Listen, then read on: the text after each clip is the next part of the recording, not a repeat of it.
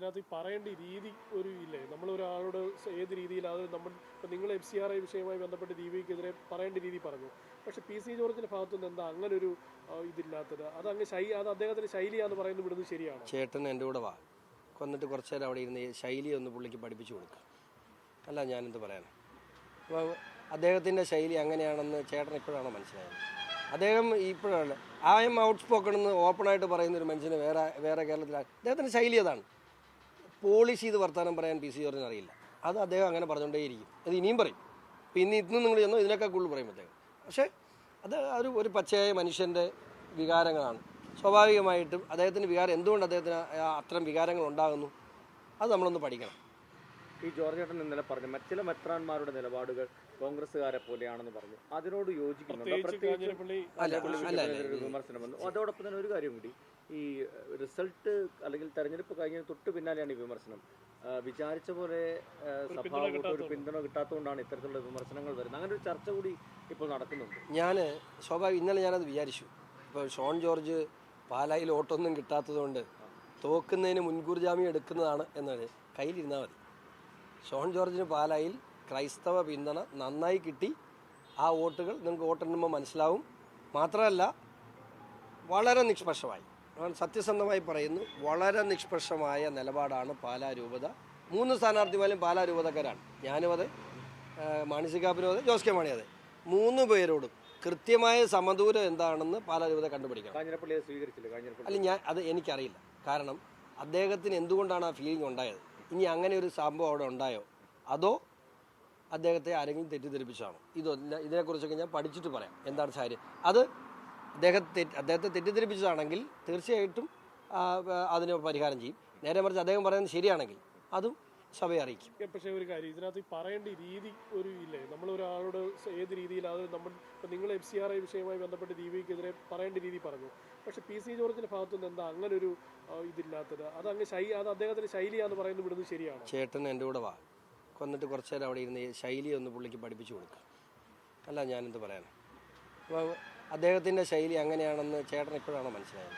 അദ്ദേഹം ഇപ്പോഴാണ് out spoken എന്ന് ഓപ്പണായിട്ട് പറയുന്നൊരു മനുഷ്യന് വേറെ കേരളത്തിലാണ്. അദ്ദേഹത്തിൻ്റെ ശൈലി അതാണ്. പോളിഷ് ചെയ്ത് വർത്തമാനം പറയാൻ PC ജോർജിന് അറിയില്ല.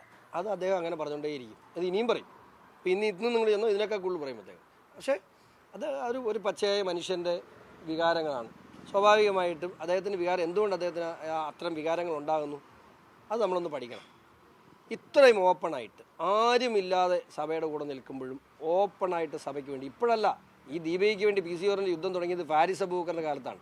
ഫാരിസ് അബൂബക്കർ ദീപികയെ ഹൈജാക്ക് ചെയ്തുകൊണ്ട് പോയപ്പോൾ അതിനെതിരെ പ്രക്ഷോഭം നടത്തി സഭയും കൊണ്ട് ആ പത്രം തിരിച്ചു വാങ്ങിപ്പിച്ച് PC ജോർജാണ്. ചരിത്രം ഒന്ന് നോക്കണം. അപ്പം അങ്ങനെ സഭയ്ക്ക് വേണ്ടി നിലകൊണ്ടെടുത്ത് ഇവിടെ ഫ്രാങ്കോ പിതാവിൻ്റെ വിഷയമുണ്ടായി. എല്ലാവരും കല്ലെറിഞ്ഞില്ലേ? എന്നിട്ട് എന്തായി? ആ പിതാവ് പുറത്തു വന്നോ? അയാൾ നിരപരാധിയാണെന്ന് കണ്ട് അദ്ദേഹത്തെ കോടതി വെറുതെ വിട്ടോ? PC ജോർജ് മാത്രമേ ഉണ്ടായിരുന്നുള്ളൂ. മൂലമ്പം വിഷയമുണ്ടായി, ഞങ്ങളെ ഉണ്ടായിരുന്നുള്ളൂ. ഛത്തീസ്ഗഡ് വിഷയമുണ്ടായി, ഞങ്ങളെ ഉണ്ടായിരുന്നുള്ളൂ. പള്ളുരുത്തി ഹിജാബ് പ്രശ്നത്തിന് സ്കൂൾ അടപ്പിക്കാൻ പോയി, ഇവരാരെങ്കിലും ഉണ്ടായിരുന്നു? ഞങ്ങളെ ഉണ്ടായിരുന്നുള്ളൂ. അപ്പോൾ അങ്ങനെ സഭയ്ക്ക് വേണ്ടി വളരെ ഓപ്പൺ നിലപാടെടുത്ത് നിൽക്കുന്ന PC ജോർജിനെ പോലെ ഒരാൾക്കെതിരെ അദ്ദേഹത്തെ തോൽപ്പിക്കണമെന്ന് ആരെങ്കിലും പ്രചരണം നടത്തിയോ എന്ന് എനിക്കറിയില്ല. സീരിയസ്ലി ഞാൻ പറയും, നടത്തിയിട്ടുണ്ടെങ്കിൽ അത് വലിയ തെറ്റാണ്, ഒരു പാതകമാണ്. കാരണം സഭയ്ക്ക് വേണ്ടി നിലകൊള്ളുന്ന ഒരു മനുഷ്യൻ, സഭയ്ക്ക് ഊണിലും ഉറക്കത്തിലും സഭയ്ക്ക് വേണ്ടി നിലകൊള്ളുന്ന ഒരു പച്ചയായ മനുഷ്യനാണ് PC ജോർജ്. അദ്ദേഹത്തിൻ്റെ പ്രതികരണം ഷോൺ ജോർജിൻ്റെ പോലെ ആയിരിക്കില്ല, ചില മോശമായിരിക്കും. ഇനിയും ചിലപ്പം എനിക്ക് പറയാൻ പറ്റില്ല. പിന്നെ സമയം കിട്ടുമെങ്കിൽ അദ്ദേഹത്തെ എങ്ങനെ പ്രതികരിക്കണമെന്ന് നിങ്ങളെല്ലാം കൂടെ ഒന്ന് പഠിപ്പിച്ചു കൊടുക്കുക. അപ്പോൾ ഇന്നലെ ഈ വിവാദങ്ങൾക്ക് ശേഷം സംസ്ഥാന നേതൃത്വം കേന്ദ്ര നേതൃത്വം ബന്ധപ്പെട്ടിരുന്നു. എന്താണ് BJPയുടെ ഈ വിഷയത്തിലുള്ള നിലപാട്? അല്ല, ദീപിക ഈ കാര്യങ്ങളിൽ സ്വീകരിച്ച ഈ കോൺഗ്രസ് പ്രീണന നയത്തിൽ പാർട്ടിക്കും അതേ അഭിപ്രായം തന്നെയാണുള്ളത്. സഭയെ തള്ളിപ്പറയുന്ന സാഹചര്യം BJPയുടെ ഭാഗത്തുണ്ടായിട്ടില്ല.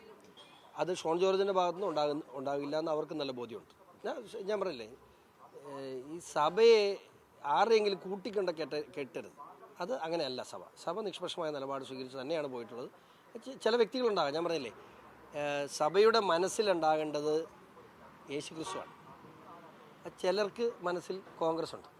അത് പരമ്പരാഗതമായുള്ള അഡിക്ഷൻ കിടക്കുന്നതാണ്. എന്നാൽ ഈ കോൺഗ്രസിനെ കൊണ്ട് കഴിഞ്ഞ 30 കൊല്ലത്തിനിടയിൽ ഒരു പ്രയോജനം ഉണ്ടായിട്ടില്ല. ഇനി ജീവിതത്തിലോട്ട് ക്രിസ്ത്യാനിക്ക് ഈ സഭയും കൊണ്ടൊരു പ്രയോജനം ഉണ്ടാകില്ല എന്നുള്ളത് മനസ്സിലാകാത്ത, ഇപ്പോഴും നേരം വെളുക്കാത്ത കുറേ ആളുകൾ ഈ മേഖല മാത്രം ഒന്ന് എടുത്ത് നോക്കി. റബ്ബർ കാർഷിക മേഖലയാണ്. ഈ റബ്ബർ കാർഷിക മേഖലയിലെ റബ്ബർ കർഷകരെ നട്ടലൊടിച്ചത് കോൺഗ്രസ് സർക്കാരല്ലേ. ഇവിടുത്തെ ഇപ്പോഴും നിയന്ത്രിക്കാൻ കഴിയാത്ത രീതിയിൽ നിർലോഭമായി ഈ രാജ്യത്തേക്ക് റബ്ബർ ഇറക്കുമതി ചെയ്യാനുള്ള നിയമം ഉണ്ടാക്കി കാട്ടുകരാറിൽ ഒപ്പിട്ടത് കോൺഗ്രസ്സാണ്. എന്നിട്ടും കോൺഗ്രസിന് ചിന്താവാദം വിളിക്കുന്ന മണ്ടന്മാർ ഈ നാട്ടിലുണ്ട്. കോൺഗ്രസിന് മാത്രമാണോ ഈ നിക്ഷേപമുള്ളത്? പിണറായിക്ക് ഞാനൊരു കാര്യം ചോദിക്കട്ടെ, വലിയ റബ്ബർ കർഷക ആളെന്ന് പറഞ്ഞു royal marketing company Jose K Mani ഒഫീഷ്യലായിട്ട് 2016-ലെയും 2019-ലെയും നോമിനേഷനിൽ പറഞ്ഞിട്ടുള്ള സാധനമാണ് റോയൽ മാർക്കറ്റിംഗ് കമ്പനി. അസംസ്കൃത റബ്ബർ, അതായത് റബ്ബർ ഷീറ്റിന് പകരമുള്ള റബ്ബർ ഇറക്കുമതി ചെയ്യുന്ന കമ്പനിയുടെ പാർട്ട്ണറാണ് ജോസ് കെ മാണി. അയാളാണ് കർഷക സേവനം പറയുന്നത്. ഇതൊന്നും മനുഷ്യന് മനസ്സിലാകണ്ടേ? റോയൽ മാർക്കറ്റിംഗ് കമ്പനിയുടെ ഷെയർ ഹോൾഡറായിരുന്നു 2016. ഇപ്പോൾ അല്ലെന്ന് തോന്നുന്നു, ഞാനത് അന്ന് ആരോപണം ഉന്നയിച്ച പുള്ളി മാറിയെന്ന് തോന്നുന്നു. അറിഞ്ഞല്ലേ, റബ്ബർ കർഷകരെ വളർത്തുക, എന്നിട്ട് അവർക്ക് ചിന്താവത് വിളിക്കാൻ ഇവിടെ കാരണം മണ്ടന്മാരുണ്ട്. സഭയുടെ ആശങ്കകളും അല്ലെങ്കിൽ സഭയുടെ കാര്യങ്ങളും കേന്ദ്ര നേതൃത്വത്തെ അറിയിക്കാൻ സഭാ നേതൃത്വത്തിന് തന്നെ ആർജവമുണ്ട്. നേരെ മറിച്ച് PC ജോർജ്, ഷോൺ ജോർജ് മുഖേന അങ്ങനൊരു പാതയിലൂടെ കാര്യമില്ലാന്നാണ് സഭാ നേതാക്കൾ ആരാ പറഞ്ഞത്? ഈ ആശങ്ക CBSE നിന്ന് എന്നെ നേരിട്ട് ഈ കൺസേൺ അറിയിച്ചിട്ടുണ്ട്. പിന്നെ എന്നെ എന്തിനാണ് അറിയിക്കുന്നത്? ഞാൻ എന്തുകൊണ്ടാണ് അറിയിക്കുന്നത്? എന്നെ അറിയിച്ചാൽ അത് 10 മിനിറ്റ് കൊണ്ട് അറിയേണ്ടവരറിയും എന്ന് ബോധ്യമുണ്ട്. അതുകൊണ്ട് സഭയ്ക്ക് സംബന്ധിച്ചിടത്തോളം വേറെ ആരെയും ബന്ധപ്പെടുന്നതിലും എത്ര എളുപ്പമുണ്ട്. ഞാൻ സഭയുടെ കാത്തു നിൽക്കുന്ന ആളല്ലേ. അപ്പോൾ എന്നെ സംബന്ധിച്ചിടത്തോളം എൻ്റെ മുമ്പിൽ വരുന്ന സഭ ഉന്നയിക്കുന്ന ഏത് വിഷയങ്ങളും ഞാൻ ഇടപെടാറുണ്ട്. ഇന്ന് വരെ അത് ഞാൻ 100% ഫിനിഷ് ചെയ്ത് കൊടുത്തിട്ടുണ്ട്. ഏത് കാര്യം? ഈ മുഖ്യമന്ത്രിക്ക് ദീപികയിൽ ഇൻവെസ്റ്റ്മെന്റ് ഉണ്ടെന്ന് പറഞ്ഞ കാര്യം ഒന്നും കൂടി വ്യക്തമാക്കാം. അല്ല, മുഖ്യമന്ത്രിക്ക് സാന്റാമോണിക്ക എന്ന് പറയുന്ന കമ്പനി, പക്ഷേ ആ പേര് പറഞ്ഞാൽ നിങ്ങളാരും കൊടുക്കല്ലോ. നിങ്ങളെല്ലാവരും അവരുടെ പരസ്യം പറ്റുന്നവരല്ലേ. അതല്ല പ്രശ്നം. നിങ്ങളാരും ആ പേര് ചിലപ്പോൾ അത് കട്ട് ചെയ്ത് പോകും. അതാണ് പ്രശ്നം. ആ പരസ്യം അതുപോലെ കേരളത്തിൽ ഏറ്റവും കൂടുതൽ പരസ്യം കൊടുക്കുന്ന കമ്പനിയാണ്. മാസപ്പടി കേസിൽ സാന്റാമോണിക്ക ഉണ്ട്. ആ സാന്റാമോണിക്ക ദീപികയുടെ ഒരു പാർട്ട്ണറാണ്. അപ്പോൾ അവരുടെ രാഷ്ട്രീയം എവിടെയാണ് നിൽക്കുന്നത്? അതിപ്പോൾ നോക്കണ്ടേ.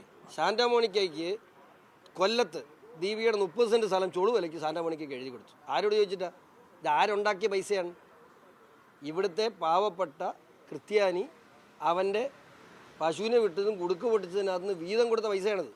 ഇതൊക്കെ എടുത്ത് വിറ്റ് നോക്കിയാൽ ആരാ പറഞ്ഞ്? അപ്പോൾ ഇതിനകത്തൊക്കെ ഇതെല്ലാം പിതാക്കന്മാരുടെ ശ്രദ്ധയിൽ ഞാൻ പെടുത്തും. പിതാക്കന്മാർ ഈ കാര്യത്തിൽ ഇടപെടണം എന്നുള്ളതാണ് എൻ്റെ ആവശ്യം.